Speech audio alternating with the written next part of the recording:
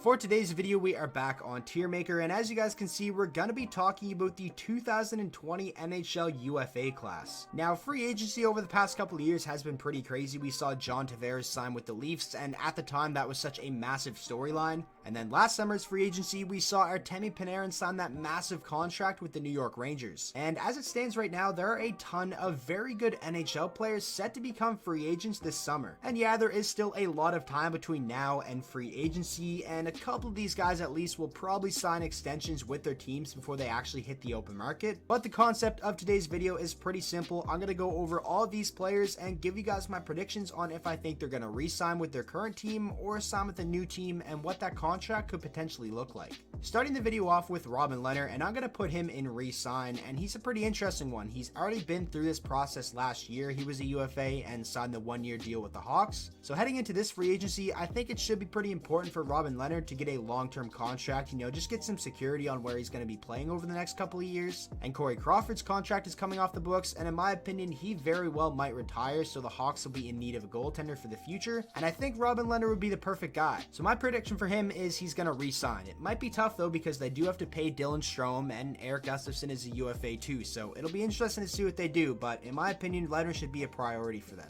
Next up, we have the two Florida Panthers, Mike Hoffman and Evgeny Dadonov, and in my opinion, one of these guys are going to sign with a new team, and one of these guys are going to stay with the Panthers. And my guess for the player that's going to re-sign is actually Evgeny Dadonov. He's been such a big part of that team over the past couple of years on the top line with Barkov and Huberdeau. They definitely have really good chemistry, and I can't see Florida wanting to lose him, but they won't really have the money to re-sign both of these guys, so I think it's definitely going to be Mike Hoffman that's going to sign with a new team, and I think there'll be a lot of suitors out there that are going to throw a lot of money at him. Dadonov, I think for Florida, will be the cheaper option of the two as well. Next up, we have Mikael Granlund, and I'm going to go right ahead and say I think he's going to sign with a new team. I think that would be best for his career as well, because ever since coming over to Nashville from Minnesota at last year's trade deadline, he just really hasn't looked like himself. He hasn't really fit in Nashville whatsoever. In his 16 games with the team last year, just 1 goal and 5 total points, and so far this year in 26 games, only 4 goals and 11 total points.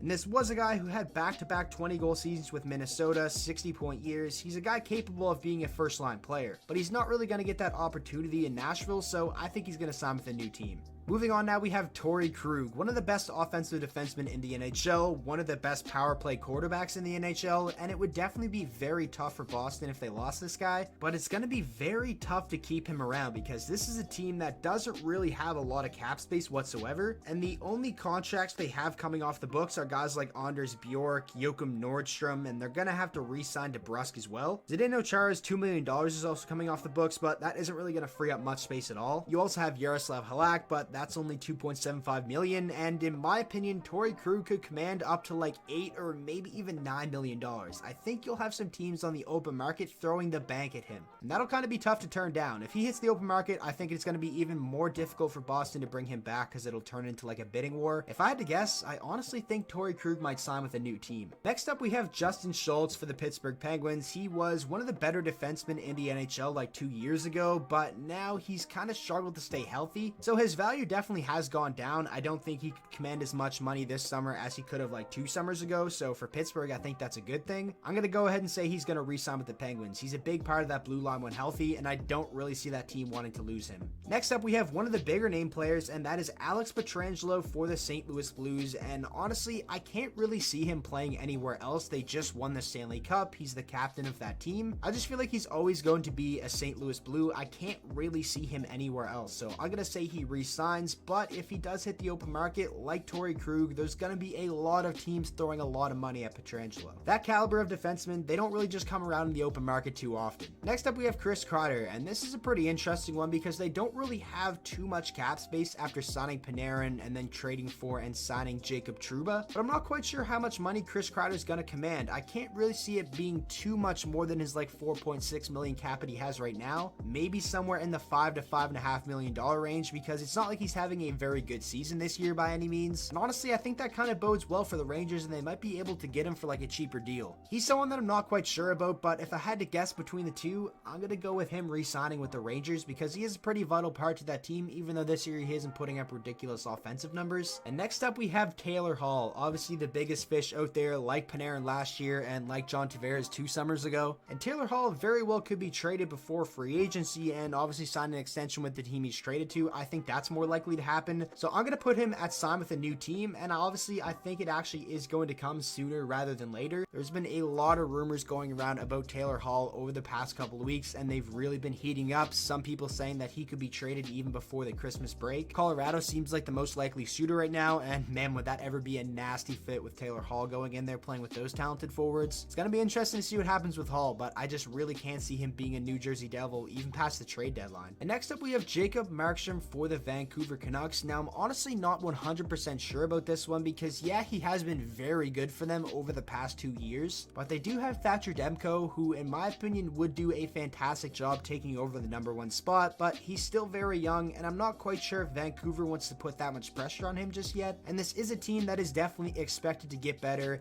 and make playoff runs here over the next couple of years, or at least make the playoffs. And as we're seeing with Arizona, having 2 goaltenders is much better than just having 1 competent goaltender, so I think they're going to do everything to keep him around. I'm going to say he re-signs with the Canucks. And in terms of the money, I think it honestly could be in like the $5.5 to $6 million range personally. Moving on now, we have Erik Gustafsson. Now, this is a guy who I definitely could see traded at the trade deadline or before then. But if not, if he hits the open market, there is a strong chance that you could have some teams throw a lot of money at him just because he put up 60 points last year. But you never know. It could bode well for the Hawks that he's kind of having a down year offensively, because then he's not going to command as much money, say if he had like another 60-point year. But again, this is a team that has to re-sign Strome. I think they're going to re-sign Lehner. So I'm going to go ahead and say Erik Gustafsson's going to sign with a new team. Just because if he hits the open market, I think you're going to have teams that are really just desperate for offensive defensemen throwing the bank at him, and Chicago's not going to be able to compete with that. Next up, we have Tyson Barrie, and I'm going to go right ahead and say sign with a new team. I think ever since acquiring him, everybody kind of knew this was like a 1-year rental type of thing. If Tyson Barrie were to stay in Toronto, they would have to make some type of trade to free up cap space, or he'd have to take a very, very team-friendly deal, and personally, I don't see that happening. And again, like a lot of the other top defensemen I talked about, if he's an unrestricted free agent, there are going to be a ton of teams offering a ton of money to bring him in. Moving on now, we have Nicholas Backstrom of the Washington Capitals, and then after him we have Braden Holtby. 2 pretty big name players for the Capitals, 2 very important pieces to that team. But honestly, like I said with the 2 Florida Panthers, I see one staying and one going, and I think Braden Holtby is going to be the one to sign with a new team. They have Ilya Samsonov, and he looks like he can be a #1 caliber goaltender. Obviously, he hasn't started too many games, but the games he's played in, he's played very well. And Braden Holtby, if he hits the open market, I honestly think there's going to be some teams out there throwing like $9 to $10 million at him, and he'll be like a sought-after free agent, kind of like what Bobrovsky was. And Washington, I don't think they're going to be able to compete with that, especially if they want to keep Backstrom, and I really can't see Backstrom going anywhere else. But hey, I said the same thing about Joe Pavelski. I thought he was going to retire as a Shark, so you never know. Anything can happen. But Backstrom has had so much success with the Washington Capitals, I can't see him going anywhere, so I'm going to say he re-signs, and I'm going to say Braden Holtby signs with a new team. And now to finish off the video, we have another goaltender, and that is Thomas Greiss. Now, Greiss is a guy coming into the New York Islanders organization a few years ago, was seen as a guy who would probably be fighting for the backup spot, wasn't very good the past couple of years before being in New York, but man, has he ever turned his career around as a member of the New York Islanders. I think a lot of that can be attributed to their goaltending coaches. They've done a fantastic job. You look at any goaltender that goes in there over the past couple of years, they've looked great. Robin Lehner, and then obviously Semyon Varlamov too. Personally, I think he's going to re-sign with the New York Islanders just because of how much success he's had there, and maybe that won't translate to another team. And the Islanders definitely are going to have the cap space to keep him. I don't think that should be a problem at all. So yeah, to finish with the video, I'm going to say Thomas Greiss re-signs on Long Island. So those are my predictions. Make sure to let me know what you guys think down in the comment section below. I didn't really go over what team could sign the guys that I think are going to sign with the new team, because really it's kind of random until we actually get to free agency and you really start to hear reports of what teams are interested in what players. So it is kind of tough to guess, and I'm probably going to be wrong on the majority of these, but these are my rankings, these are my predictions, and make sure to let me know your thoughts on all these guys and what you think is going to end up happening with them down in the comment section below. And with all that being said, thank you guys so much for watching today's video. If you did enjoy, please make sure to drop a like on it and subscribe to the channel for daily NHL content, and I will see you guys all in the next video.